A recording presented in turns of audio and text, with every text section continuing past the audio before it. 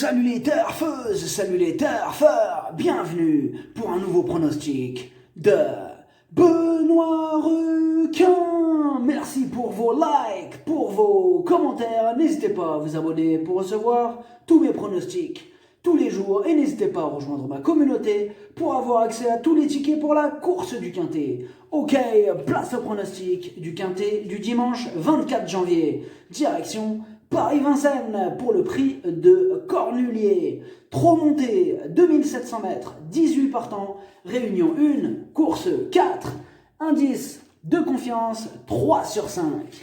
Le prix de Cornulier. Alors pour ceux qui ne connaissent pas le prix du Cornulier, c'est la Coupe du Monde du trop monté. Il n'y a qu'un seul quintet de trop monté par an et c'est celui-ci. Il va y avoir du spectacle. Cette vidéo, je la tourne avant l'arrivée du quintet de ce samedi. Je reviendrai dessus demain. Petit retour sur le quintet du vendredi 22 janvier. C'était du plat et les outsiders étaient rois. Pour le niveau yo-yo total VIP, pour tous les pays qui n'ont pas encore accès au bouton rejoindre et pour ceux aussi qui préfèrent un autre moyen d'accès, mon site internet est bientôt prêt, je vous préviendrai en commentaire ou alors si c'est avant, directement dans la vidéo. C'est pour très bientôt les amis. Depuis le mois d'octobre, on a dépassé les 60 000 euros de gains, on vise les 100 000 euros. Le niveau qui donne accès à tous mes tickets pour la course du Quintet, c'est le niveau yo-yo total VIP par le bouton rejoindre, bientôt par le site même, en plus. Donc on gardera aussi ce moyen bien sûr, donc on fera les deux. N'hésitez pas à rejoindre ma communauté et vous récupérez tous mes tickets dans l'onglet communauté. Ok, c'est parti, on commence le pronostic et on commence avec le numéro 1, Freeman de Well. Entraîné par le chef de ma liste rouge, Franck Leblanc, il revient de maladie et vient de prouver sa forme dans le prix du Calvados. Il a déjà fait ses preuves au niveau groupe 1, mieux vaut ne pas le sous-estimer. On écoute Franck Leblanc. Freeman de Well avait déjà montré de sérieux moyens à 4 ans. Malheureusement, il était malade l'hiver dernier. Je n'ai donc pas été surpris de le voir prendre la deuxième place du Calvados. Nous avons effectué quelques réglages afin qu'il négocie mieux le dernier tournant. Johan Le Bourgeois le connaît bien, une place est à sa portée. Le numéro 2, Galactica. Elle est surclassée, plusieurs chevaux lui barrent la route, je l'écarte. Le numéro 3, Flicka de Blary. Elle s'améliore à chacune de ses sorties, mais c'est vrai qu'elle se frotte à une sérieuse opposition. Elle n'aura donc pas le droit à l'erreur pour espérer accrocher une place. On écoute Thomas Lévesque. Flicka de Blary a connu des soucis au cours de l'année 2020. Sans être à 100%, elle a gagné le prix sans dire oui. Elle a subi un contretemps peu après, manquant d'une semaine de travail. Elle paraît être revenue au top. Je la présente avec l'ambition de terminer parmi les 5 premiers. Elle apprécie les courses avec du rythme. Le numéro 4, Dynamite Marceau. Sa marge se réduit ce dimanche. Elle guettera donc la moindre défaillance des chevaux en vue pour tenter de troubler cette sympathique petite fête. On écoute Jonathan Groiseau. Dynamite Marceau a remarquablement tenu sa partie dans le prix du Calvados. Cette sortie ne lui a pas laissé de traces. Elle respire la santé. Dimanche, l'opposition est plus relevée et elle ne semble disposer que d'une 7e chance. On effectue le déplacement sans pression tout en espérant être agréablement surpris. Le numéro 5, Flamme du Goutier. Elle est dans une forme olympique. Elle a remporté ses 2 dernières courses. Elle est incontournable. On écoute son entraîneur Thierry Duval d'Estaing. Flamme du Goutier a profité d'une course sur mesure dans le prix de Lille. Elle n'a pas eu une course dure et se présentera en pleine possession de ses moyens au départ de ce Grand Prix de Cornulier. Même si elle n'est pas démonstrative le matin, ils sont 6 ou 7 à prétendre l'emporter et elle en fait partie. Le numéro 6, Crêpe de Satin. Elle est barrée par beaucoup de chevaux dans ce quintet de luxe. Sa tâche s'annonce vraiment compliquée. On écoute Stéphane Provost. Crêpe de Satin a les gains pour disputer cette épreuve. Alors, pourquoi s'en priver? De toute façon, elle n'a rien d'autre à courir avant plusieurs semaines. Physiquement, elle est au mieux. Bien sûr, elle est surclassée face à de tels adversaires. On peut toujours espérer une éventuelle défaillance des favoris. Le numéro 7, Diana Berry, entraînée par Jean-Michel Bazir, Elle fera de son mieux pour obtenir le meilleur classement, mais elle va devoir sortir le grand jeu pour espérer terminer à l'arrivée à ce niveau. On écoute Jean-Michel Bazir. Diana Berry a bien terminé en retrait dans le prix Yvonique Baudin. De condition, elle est au mieux.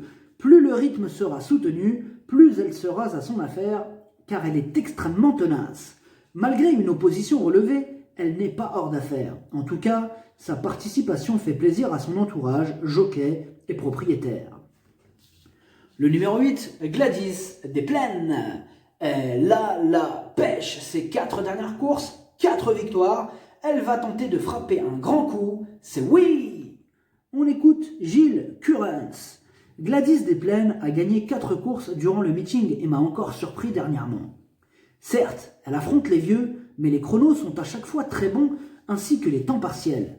Pour la première fois, elle n'aura rien d'autre que des protections de genoux. La présidente ralliera des suffrages et c'est logique. Le numéro 9, Jerry Mom. Ses dernières sorties sont en demi-teinte. Il y a d'autres candidatures qui nous présentent de plus solides garanties. On écoute Luc Rollins. Jerry Mom n'a pas démérité dans le prix du Calvados. En effet, non seulement il n'avait pas été revu dans cette spécialité depuis plusieurs mois, mais il s'est retrouvé de bonne heure à la pointe du combat. Il a logiquement accusé le coup pour finir. Il a bien encaissé cette sortie. Dimanche, il ne dispose que d'une chance secondaire. Le numéro 10, Unique Junie. Elle a le défaut de ne pas répéter ses bonnes sorties. Elle fait figure d'outsider dans ce quintet de gala. Mais bon, les amateurs de champ réduit peuvent la glisser dans leur ticket. On écoute Jorgen Westholm. Unique Junie s'est plutôt bien comportée dans le prix de Lille à l'attelage. Physiquement, elle est en forme. Je la trouve même sur la montante au fil de ses courses durant l'hiver. Si elle répète sa performance montée de l'année dernière, elle est capable d'accrocher une petite place. L'édition est ouverte. Le numéro 11, Daïda de Vandel. Elle a été préparée spécialement pour cette course. Elle a déjà enregistré de super chronos. Elle a une belle carte à jouer. On écoute Alexandre Abrivard. Daïda de Vandel n'était pas affûtée dans le Calvados. Elle s'est bien comportée. Mon père a eu 2 semaines pour parfaire sa condition physique. Elle a besoin de filer ses rivaux, mais il devrait y avoir de bons lièvres.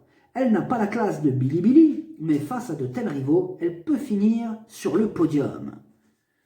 Le numéro 12, Carla du Châtelet. Ses 9 dernières courses, seulement 2 fois à l'arrivée. Mais attention quand même, car elle a quand même terminé 2 fois à la 4e place lors des 2 dernières fois, des 2 derniers prix de Cornulier. Donc, tout ou rien. On écoute Sébastien Garato. Carla du Châtelet demeure un peu intermittente. Elle aurait disputé la victoire à Corail d'Or cet automne sans une faute à la fin. Dans le prix Yvonique Baudin, elle aurait pu terminer un peu plus près. Elle est en forme et possède de l'expérience à ce niveau. Elle a déjà pris 2 4e places dans cette épreuve. Le numéro 13, étonnant. Mais il est aussi exceptionnel, pétri de classe, de vitesse et de qualité. Il va encore en faire souffrir plus d'un sur sa route. Il a d'ailleurs enregistré des chronos époustouflants. Il s'annonce redoutable. On écoute Richard Westerink. Étonnant à coup de première dans le prix de Bourgogne. Il a pu s'exprimer malgré son numéro en dedans en seconde ligne. Il se présente à 3 semaines, un délai idéal. Ils sont plusieurs à pouvoir prétendre s'imposer. Je crains surtout Daïda de Vandel, mais pas qu'elle évidemment. Tout se présente bien avant le coup. Le numéro 14, Bilouka du Boscaï. Elle a maintenant 10 ans et elle semble sur la pente descendante. Ce serait une surprise de la voir terminer à l'arrivée de ce quintet de luxe. On écoute Yves Hurel. Bilouka de Boscaï a connu une baisse de régime en fin d'année à la suite d'un déplacement éprouvant à Vincennes. Tout est rentré dans l'ordre. Elle a bien travaillé. À 10 ans et avec ses gains élevés, elle n'a plus le choix des engagements. Elle devrait encore mettre son cœur sur la piste. Une 6e, 7e place me satisferait. Le numéro 15, Étoile de Bruyère. Elle aussi a été préparée spécialement pour cette course. Elle va tout donner et défendre chèrement ses chances. On écoute Charles Dreux. Étoile de Bruyère s'est bien comportée dans le Calvados. Elle sera cette fois pieds nus et sans bottines comme lors de ses meilleures performances. Ce cornulier est très ouvert. Il y a 6 ou 7 chevaux susceptible de s'imposer. Étoile de Bruyère en fait partie, mais elle peut aussi être 6e tout en courant bien. Le numéro 16, Fado du Chêne. Pétri de qualité, en pleine forme, il reste sur 2 victoires consécutives. Lui aussi se déplace pour la plus haute marche. Attention à lui. On écoute Julien Lemaire. Fado du Chêne a renoué avec le succès le mois dernier, puis a confirmé dernièrement en remportant le prix du Calvados, son premier objectif de l'hiver. Il n'a fait que le dernier kilomètre et n'a pas eu une course éprouvante. Les chances semblent très équilibrées dans ce cornulier. Fado, comme d'autres, peut jouer les premiers rôles. Le numéro 17, Feeling Cash. Entraîné par Philippe Allaire et piloté par Eric Raffin, il n'en faudra pas plus pour voir sa cote fondre comme neige au soleil. Il n'a pas été déféré des 4 depuis l'année dernière. Autant vous dire que c'est sa course visée de l'année. Il va faire mal. On écoute Philippe Allaire. Feeling Cash est en parfaite condition. On a couru à l'attelage dans le Prix de Bourgogne afin de préparer au mieux cette épreuve. Je ne l'ai pas déféré des 4 pieds de l'hiver dernier. Sa 2e place, début décembre, est très bonne. Eric Raffin l'aime beaucoup. Il est face à son objectif de l'hiver. Le numéro 18, Bahia Keno. Entraînée par l'aphasique junior Guelpa, elle est déjà qualifiée pour le Grand Prix d'Amérique la semaine prochaine. On la voit rarement au trot monté, mais attention, elle est en constante progression. À l'issue d'un parcours sur mesure et la défaillance de quelques chevaux en vue, elle n'est pas incapable d'accrocher une petite place. On écoute Junior Guelpa. Bahia Keno n'a cessé de reculer par le jeu des relais dernièrement dans le Prix de Bourgogne. Elle est plus forte que jamais et je pense que c'est le moment d'essayer. Elle peut tout faire, le peloton fourni ne va pas la déranger. Sur sa classe d'attelage, je la crois capable de bien faire ici avant de participer à l'Amérique.